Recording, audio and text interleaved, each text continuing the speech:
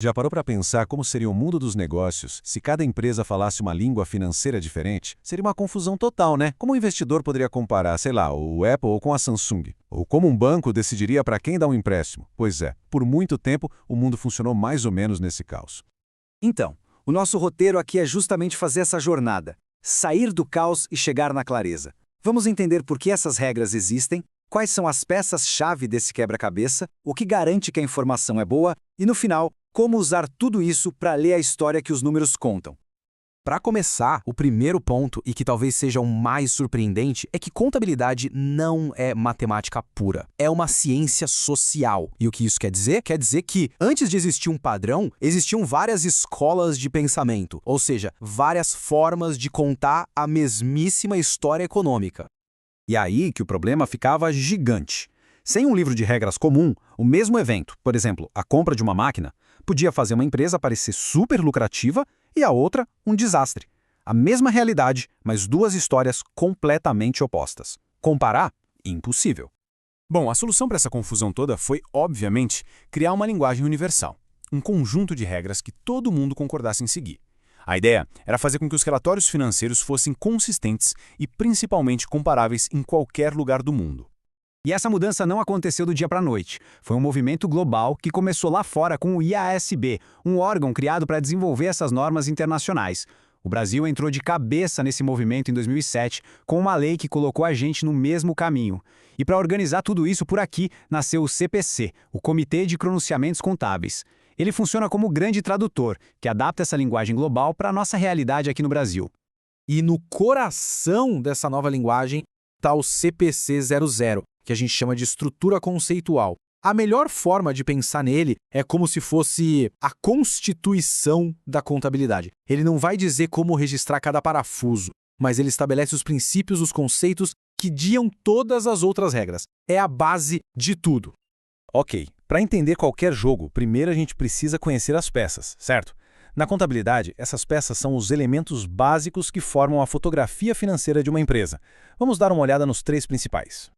Começando pelo ativo. A definição parece simples. É aquilo que a empresa controla e que pode gerar dinheiro no futuro, tipo caixa, estoque, máquinas. Mas a discussão interessante hoje em dia não é sobre isso. É sobre o que é mais difícil de ver. Marcas, patentes, softwares. O grande desafio é como registrar e, principalmente, como dar valor para esses ativos intangíveis, que muitas vezes são o verdadeiro motor de uma empresa moderna.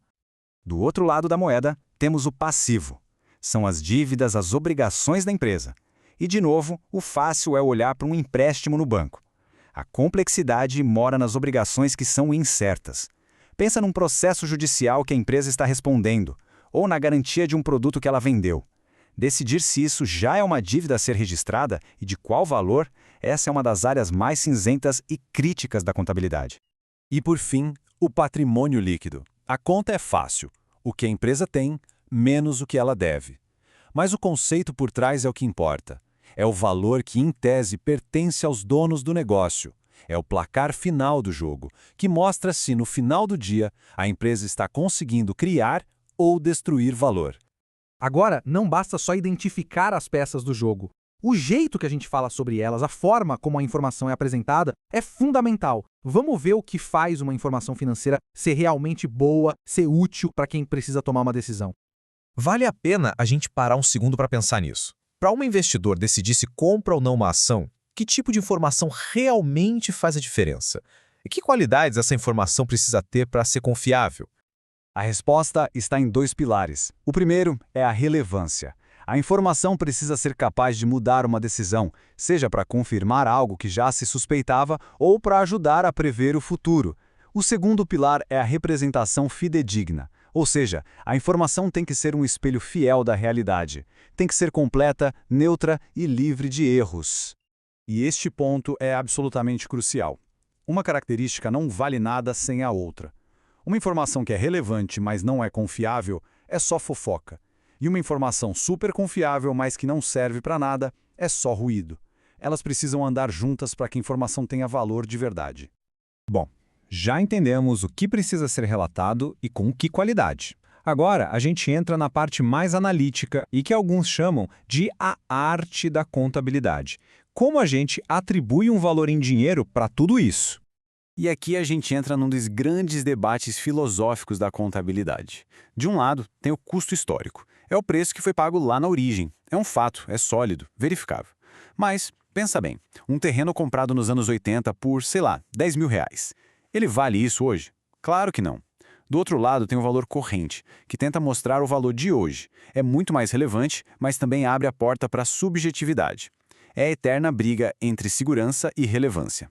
E o que torna isso ainda mais interessante é que valor corrente não é um número único, mágico. É uma escolha entre diferentes lógicas. O valor justo se pergunta, por quanto eu venderia isso hoje no mercado? Já o valor em uso pergunta, quanto dinheiro isso aqui ainda vai me gerar no futuro? A escolha entre um e outro não é só técnica, é estratégica. Ela diz muito sobre como a empresa vê os próprios ativos. Então, como é que a gente junta todas essas peças? Com as peças do jogo, com as regras de qualidade e com as ferramentas para medir, agora a gente tem uma estrutura de pensamento para ir além dos números e realmente decifrar a história que um relatório financeiro quer contar. No fundo, essa estrutura conceitual toda nos ensina a fazer 3 perguntas. Primeiro, o que aconteceu e o que isso afeta no balanço? Segundo, qual informação sobre isso é a mais importante para quem vai tomar uma decisão? E terceiro, qual é a melhor forma de medir e mostrar essa realidade, sendo o mais fiel possível?